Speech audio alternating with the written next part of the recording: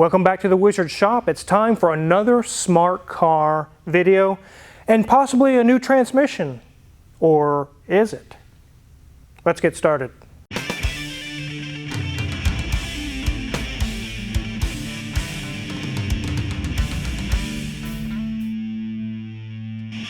Isn't this car really cute? It's small, it's good on gas, it's actually really small.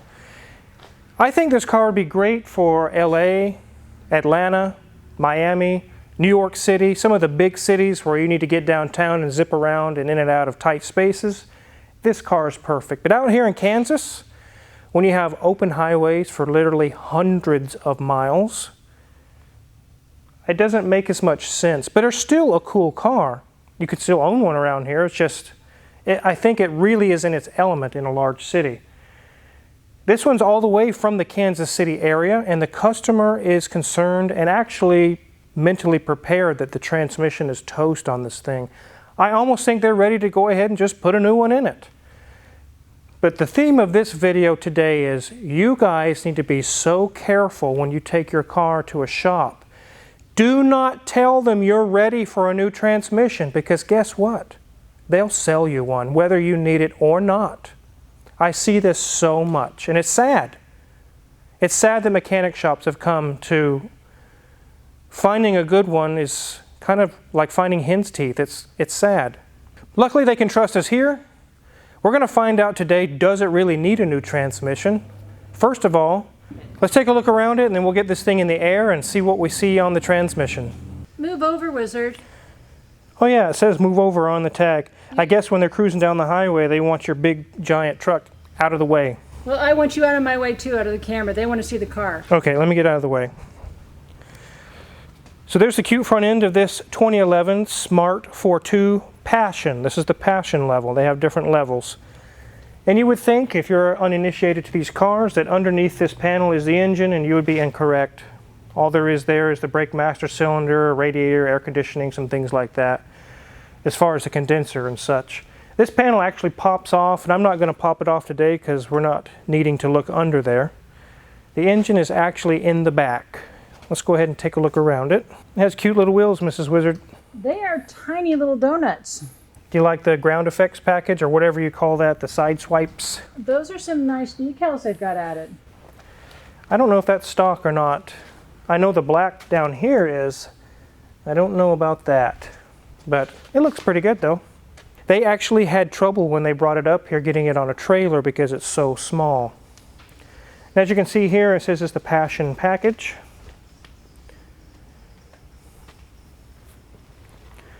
And we'll take 3 steps and we'll be to the back. Literally 3 steps.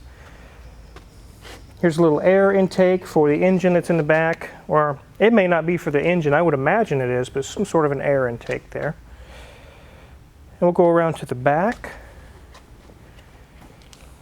Here's definitely some intake for the engine. Some air vents right there. I'll go ahead and open this hatch.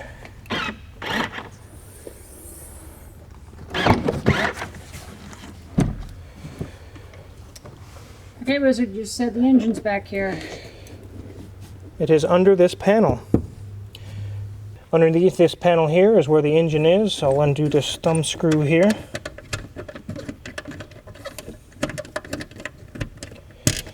A little 1-liter engine.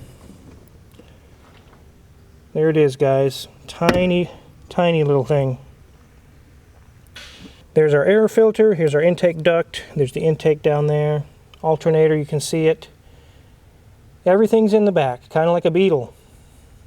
So, but there's not much going on in here. We'll go ahead and close this up.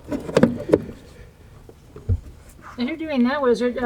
One thing that could be nice about working on this car is you can always just sit here on the tailgate and work on the engine. You could. Built-in chair. You literally could. Just get some tunes going and get whatever done you need to get done.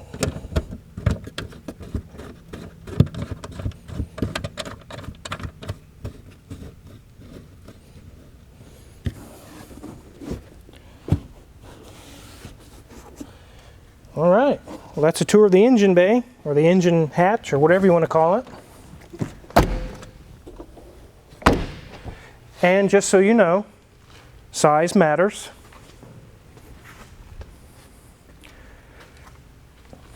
As we go around to this side, we got the same cool little swoop going on.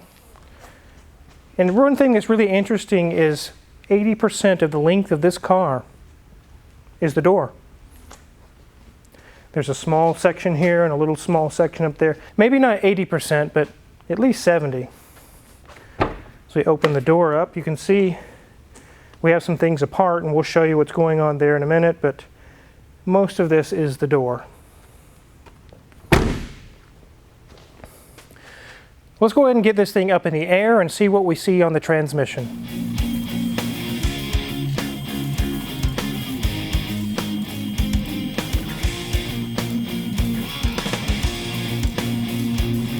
So again, if you're looking at the front of the car for the transmission, you're in the wrong spot. But one thing to notice is how tiny thin these front wheels are. The rear are a little thicker, but that's almost like a motorcycle. It's very, very thin. But that's for fuel economy. We'll take a look here. The brakes look nice and thick. The struts are dry. Sway bar link is good. Not a whole lot going on there. Everything's small. Brakes are good here. Sway bar link is good there. Strut is dry. And there's our tiny little tire again. If you look up through here in this ventilation, you can see that there's the radiator, condenser, the power steering rack, which is electric. All the things going on there. There's no engine there. There's some underbody paneling. And then we arrive to the back, which has a large trailing arm, which is the suspension. It looks like a rainbow, Mrs. Wizard. It does. It's definitely an interesting support system. So these are a manual transmission, but it's kind of like an automatic. You put it into gear. You don't shift. You don't do the things yourself. It has an actuator here. It does all the shifting and everything for you. Some of the issues you can run into, this sensor right here that's got two green wires is a position sensor, an RPM sensor. There's various different sensors all through on the sides. They can have broken wires or actually damaged sensors like we've seen before on some of these, or the actuator itself. But these look all intact. Everything looks good. The starter's in good shape. I don't see any leaks or any cracks or damage. Let's check this wheel. Our CV boot is good, inner and outer. Look at that spring, Mrs. Wizard. It's so tiny. Man, you can make kids' toys out of that. It's so little, I can actually squeeze it with my hands. There's a little shock. There's a kind of like a tie rod, a solid one. There's our nice boot there, a nice boot there. Look at the little oil filter, Mrs. Wizard. Everything is just so tiny. It's like an egg, like a little goose egg. Everything looks good over there. Nice dry shock. I don't see any serious issues going on under here. So the next thing we really need to do to see what's going on is we need to hook up our Autel scan tool and see what's going on. And I'll go get Magic Mike and have him show you what we found. So let's get this thing on the ground and get that going.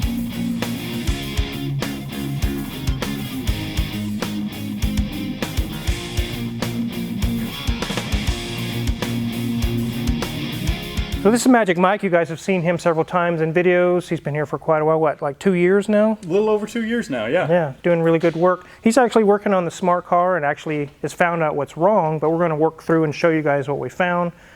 And he'll go ahead and get this thing set up. I want to show you guys the codes. All right.